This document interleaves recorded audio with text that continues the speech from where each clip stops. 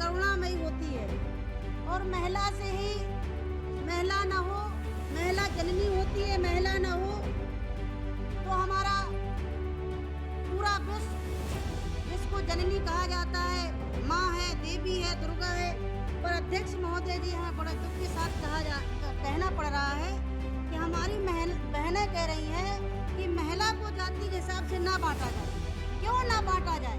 पुरुषों ने महिला को अपने हिसाब से, अपने सुख सुविधा के हिसाब से तो कह दिया कि जाति, महिला की कोई जाति नहीं होती है। अगर महिला को कोई पुरुष चाहे तो उससे शादी कर सकता है, किसी भी जाति का हो। अगर महिला की इच्छा हुई तो उसको काट दिया जाता है, नंगा करके नचा दिया जाता है, जला दिया जाता है, उल्टा कलंकनी कहा जाता है। अध्यक्ष महोदय जी, मैं कहना चाहूंगी कि अगर महिला को इज्जत और सम्मान देना है, हम 1 अरब हैं इस देश में और 1 अरब में 50 करोड़ हमारी महिलाएं हैं। 30% में क्या होगा? हम कहते 50% दो, पर हमारी शेड्यूल कास्ट की महिलाएं, शेड्यूल ट्राइब की महिलाएं, जिनका अध्यक्ष महोदय जी इतना भरपूर शोषण होता है, बेचारी घूंघट के अंदर क्या क्या जुलूम होता है और वो सहन करती हैं। उनको ये पता नहीं है कि हमारा क्या अधिकार है। क्यों कि अगर घूंघट उठा के चलेंगी तो उसको उल्टा कलंकनी और उसको पता नहीं क्या क्या आरोप दिया जाएगा। अध्यक्ष महोदय जी, आज महिला के उपलक्ष्य में, महिला दिवस के उपलक्ष्य में मैं मांग करती हूँ कि नौकरियों में और राजनीति में 50% भागीदारी दो और जाति के हिसाब से तो शेड्यूल कास्ट, शेड्यूल ट्राइब, अल्पसंख्यक और पिछड़ी जाति की महिलाएं, हम जैसी महिलाएं जो दबी पिसी हैं, जिन्होंने शोषण स्वयं झेल के देखा है, स्वयं सहन करके देखा है। मेरी बहनों में क्या बता दूं, हमारी महिलाएं भी महिलाओं का चिल्लाने लगती हैं कि फलानी महिला ऐसी, फलानी महिला ऐसी। मैंने जो करीब से देखा है, मैं जानती हूँ कि महिलाओं के साथ गांव क्षेत्र में किस तरह का अन्याय अत्याचार होता है। मैं थाने गई, थाने में भी हमें क्या क्या नहीं हुआ। हमारी महिलाएं थाने नहीं जा सकती हैं, थाने में भी हमारी महिलाओं को खाने की वस्तु समझा जाता है, जिसके ऊपर कोई छत्र छाया नहीं होती है, उसके साथ भरपूर शोषण गांव में होता है। जो गलत लोग होती हैं और पुलिस प्रशासन भी करता है, उसको कानून भी साथ नहीं देता है। अध्यक्ष महोदय जी, महिलाओं की सुरक्षा के लिए 50% की भागीदारी दो।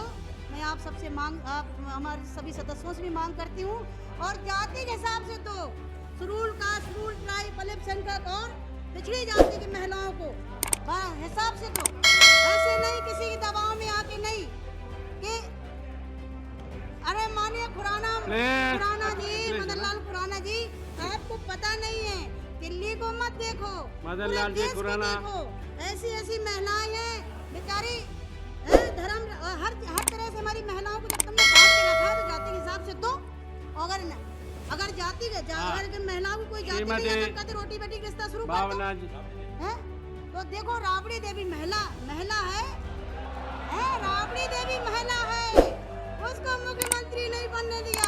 मैं आज महिला दिवस के उपलक्ष्य में मांग करती हूँ कि राबड़ी देवी को दोबारा मुख्यमंत्री बनने का अवसर दिया जाए।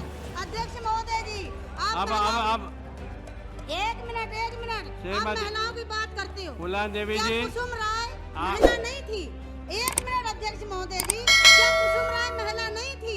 महिला आयोग की वो चेयरमैन थी, आपने हटा दिया, महिला आयोग भंग कर दिया। महिलाओं की बात करते हो, दिखावा करते हो, ऐसा नहीं चलेगा। महिलाओं को दो, अगर देना है तो ईमानदारी से दो, दिल खोल के दो, और नहीं तो मना कर दो, हम नहीं देंगे। क्यों तुम गुमराह करते हो महिलाओं को? तो अध्यक्ष महोदय जी, अब समाप्त कीजिए जल्दी। राबड़ी देवी को मुख्यमंत्री बनाया गया। अध्यक्ष महोदय जी, महिला दिवस के उपलक्ष्य में मांग करती हूँ माध्यम से, जो मानव संसाधन मंत्री जी ने एमपीओ को 2 कोटा दिए हैं केंद्रीय विद्यालय में बच्चों का एडमिशन के लिए। मैं आपके माध्यम सारा देश देख रहा है ना क्या कर रहे हैं आप लोग हाउस में, कोई भी डिसिप्लिन नहीं है। श्रीमती कोलन देवी, माननीय अध्यक्ष महोदय जी, मैं आपके माध्यम से, आपको भी नहीं है डिसिप्लिन, आप भी बात कर रहे हैं डिसिप्लिन के बारे में। केंद्रीय मंत्री आपको कोई डिसिप्लिन है? माननीय मुरली मनोहर जोशी जी, कि जो केंद्रीय विद्यालय में एडमिशन का 2 कूपन दिए हैं, एक तो जनता हमारे प्राण खाती है कि बहन जी आप एडमिशन नहीं दिलाती हो, दूसरा हमारे संसदीय क्षेत्र में केंद्रीय विद्यालय नहीं है, नवोदय विद्यालय है। नवोदय विद्यालय में जब जाते हैं एडमिशन के लिए तो डायरेक्टर से झगड़ा होता है, डायरेक्टर कहता है कि आपका कोई कोटे नहीं है। तो अध्यक्ष महोदय जी, आपके माध्यम से हम कहना चाहेंगे, जो हमारे मानव संसाधन मंत्री अभी संसदीय कार्य मंत्री जी बैठे हैं, कि ऐसा कानून बना दें कि जो नवोदय में एडमिशन मिले, केंद्रीय में एडमिशन मिले, और नहीं तो जो कोटा ही खत्म कर दिया जाए, हमारे प्राण बच जाए। दूसरा अध्यक्ष महोदय जी, हमारे मिर्जापुर जिले में कहीं से भी पकड़ के ले आए कुछ लोगों को और गांव में घेर के जाके निर्दोष लोगों को, 17 लोगों को, आदिवासियों को, उसमें मल्लाय भी है, बिंद भी है, हरिजन गिरिजन दबे कुचले लोगों को नक्सलाइट बना के पूरी तरह से पुलिस ने इतने लोगों पता है भाई, कैसे नहीं है पता? Honourable member please. नक्सलाइट ना ये ठीक नहीं है ना, बैठ जाओ। अरे तू हर काहे लाने, तुझे बता भाई, तू भी शुरू कर please madam, Shrimati pollen Devi madam please, ये शहर को एड्रेस करना है ना। अध्यक्ष महोदय जी, शहर को एड्रेस करो, मेंबर को नहीं है।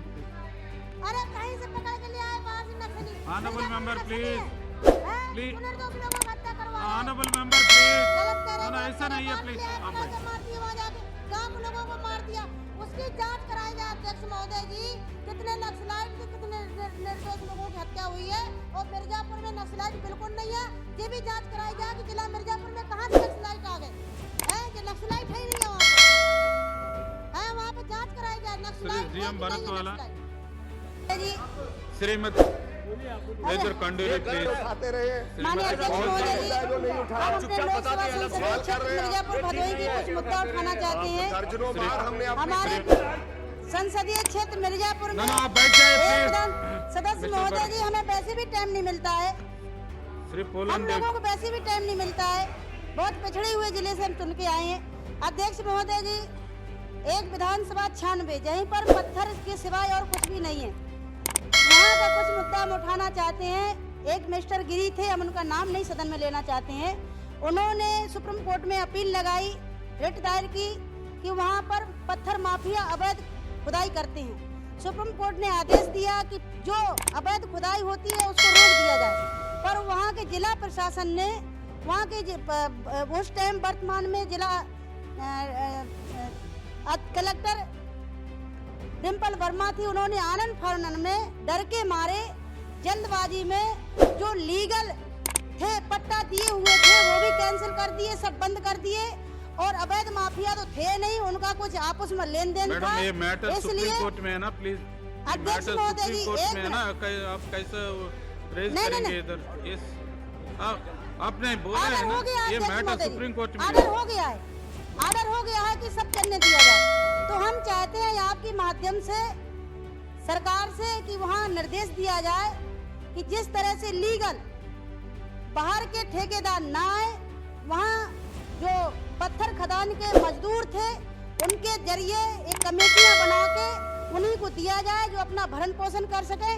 वहाँ पे इतनी बेहतर स्थिति है कि हमारी आदिवासी महिलाएं ना तो खेती है और ना उद्योग के लिए कोई और बिजनेस धंधा है, आज भुखमरी के करार में खड़ी हुई है। और जब हम क्षेत्र में दौड़ा करते हैं तो महिलाएं कहती है कि बहन जी, हम लोग अपना शरीर बेच के भरण पोषण कर रहे हैं। तो अध्यक्ष महोदय जी, आपसे आपके माध्यम से हम विनती करना चाहेंगे सरकार से कि जो खदान, पत्थर का खदान का जो बंद कर दिया गया है, तत्काल वहाँ आदेश दिया जाए कि वो हमारे मजदूरों को ठेका दिया जाए, वो अपने कमेटियां बना के चलाएं, अपना भरण पोषण कर सकें। जय हिंद। मैं अपने संसदीय क्षेत्र मिर्जापुर भदोही, हमारे भी 3 बनारस में भी आता है एक ब्लॉक, और हमें बड़े दुख के साथ कहने पड़ रहा है कि हमारा तीनों संसदीय क्षेत्र में, तीनों जिलों में खाली हाथ का काम होता है, बुनकरों का काम, बुनकर हमारे बुनकर लोग ज़्यादा रहते हैं। और माननीय अध्यक्ष महोदय जी, वहाँ 4 घंटा से बिजली 6 घंटा भी नहीं दी जाती है। बुनकरों को हमने मांग की थी भारत सरकार से, उत्तर प्रदेश सरकार से, कि कम से कम 18 घंटा बिजली उनको दी जानी चाहिए, जो अपनी झोपड़ी के अंदर अपनी फट्टी लगा के बुनाई करते हैं, कम से कम 18 घंटा तक अपना काम करें, बारी बारी से काम करते हैं। माँ भी करती है, बाप भी करता है, बेटा भी करता है, जो भी वहाँ उसमें नहीं बैठते हैं, कोई फिर फालतू में नहीं घूमता है, काम करते हैं। पर माननीय उपाध्यक्ष महोदय जी, उनको कम से कम 18 घंटा बिजली चाहिए, जो अपना भरण पोषण के लिए अपने कम से कम अपने खुराक खाने लायक तो काम कर सकें, क्योंकि अभी कालीन का भी उद्योग ठप पड़ा हुआ है, बड़ा मद्दा हो गया है, और जो साड़ी का काम होता है वो भी बड़ा मद्दा हो गया है। हर काम में उनको मजदूरी भी कम मिल रही है, भारत बिजली भी सरकार कम मिल से रही है। क्या तो मांगनियां मैं आपके माध्यम से मैं भारत सरकार से उपाध्यक्ष महोदय जी कहना चाहूंगी कि उत्तर प्रदेश सरकार को जो भी बिजली मंत्री है उनको निर्देश दें कि बुनकरों को विशेष सुविधा के तहत उनको 18 घंटा बिजली मिलना चाहिए। ब्रजमोहन राम एक बाबा थे यहाँ पे छतरपुर मंदिर का, पहले भी यहाँ एक सांसद जी ने उठाया था। बाबा नागपाल जी ने दुनिया से भीख मांग के बड़े बड़े उद्योगपतियों ने भी चंदा दिया, इंदिरा जैसी महान हस्तियों ने भी चंदा दिया, मंदिर बनवाया, और बाबा नागपाल जी 2 साल हो गए, उनका अंतकाल हो गया। अंतकाल होने के बाद में यहाँ के बहुत बड़ा उद्योगपति है बत्रा हॉस्पिटल के मालिक बत्रा, उन्होंने फर्जी आजीवन ट्रस्ट का मालिक बन गए, और जो भी वहाँ पुजारी थे, एक सखी बाबा पुजारी बेचारा वहाँ बैठा, उसको बंद कर दिया गया, राशन बंद कर दिया गया, और जो वहाँ ब्राह्मण पुजारी थे उनको मार मार के भगा दिया गया। तो मैं आपके माध्यम से दिल्ली सरकार से, ये कहाँ की बात है? दिल्ली छतरपुर मंदिर बहुत विशाल मंदिर है, अरबों खरबों की संपत्ति है, उद्योगपतियों ने कब्जा कर लिया, बड़ी दुख की बात है। साधु सन्यासियों की पूजा पाठ की चीज उद्योगपति उसमें कब्जा कर रहे हैं, कितनी बड़ी दुख की बात है कि वो आजीवन ट्रस्टी बन गया। आज अब आजीवन ही ट्रस्टी मालिक बन गया, उसको जांच करवाया जाए कि बाबा नागपाल की हत्या कैसी हुई है और आजीवन ट्रस्टी कैसे बन गया। और जो साधु सन्यासियों की चीज है, ये हमारे जो शहरी विकास मंत्री बड़ा अच्छा काम कर रहे हैं, तो क्या वो मंदिर अपने कब्जे में नहीं ला सकते हैं? वो उद्योगपति से छिना के सरकार अपने अंडर में ले मंदिर, और साधु सन्यासियों को सौंप दे पूजा करने के लिए। नहीं, वहाँ किसी दिन बड़ा भारी संघर्ष होगा, ब्राह्मणों को नंगा कर करके मार के भगाया गया है। इतना बड़ा उद्योगपति और मंदिर को कब्जा कर रहा है, साधु सन्यासियों को उपाध्यक्ष महोदय जी समाप्त करो, समाप्त। Very important issue